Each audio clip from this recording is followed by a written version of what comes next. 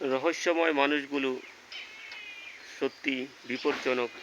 তাদের রূপ বোঝা বড়ই মুশকিল। কখন কোন রূপ ধারণ করে, কখন কী রং বদলায়। কাপড়ের রং মুহূর্তেই বদলায়। একবার ধুলেই কাপড়ের রং সেটা চলে যায়, আর কাপড় থেকে রং যায়নি। কিন্তু আমাদের কিছু কাছের লোক, কাছের মানুষ, তাদের রঙগুলো মুহূর্তেই পাল্টায়, মুহূর্তেই ছড়ায়। সেই রং ছড়ানো মানুষগুলো সত্যি আমাদের জন্য কখনোই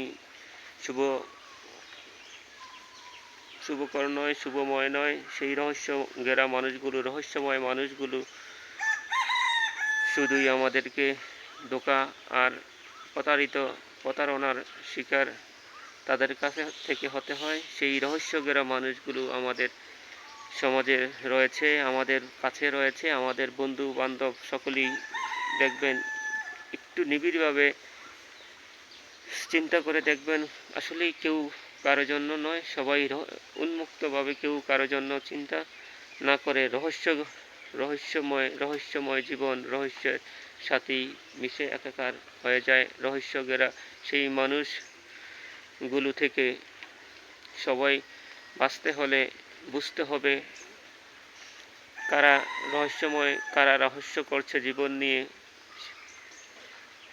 আমরা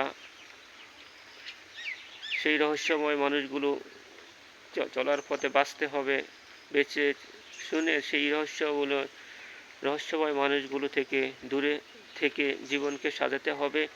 রহস্যময় মানুষগুলো চিনতে পারলেই সফলতা জীবনে আসবে। একেবারে নির্দ্বিধায় বলতে পারি, সকলেই যখন রহস্যঘেরা মানুষগুলো থেকে দূরে থাকবেন, আমরা সকলেই যখন মানুষের যেই রূপ, সেই রূপগুলো ধরতে পারবেন, বুঝতে পারবেন, সেই বুঝা মানুষ থেকে দূরে থাকতে পারলেই অবশ্যই সফলতা আসবে। রহস্যঘেরা সেই মানুষগুলো কারো জন্যই মঙ্গল বয়ে আনতে পারবে না। তার স্বার্থ নিয়েই সর্বক্ষণিক ব্যস্ত থাকে। আমাদের উচিত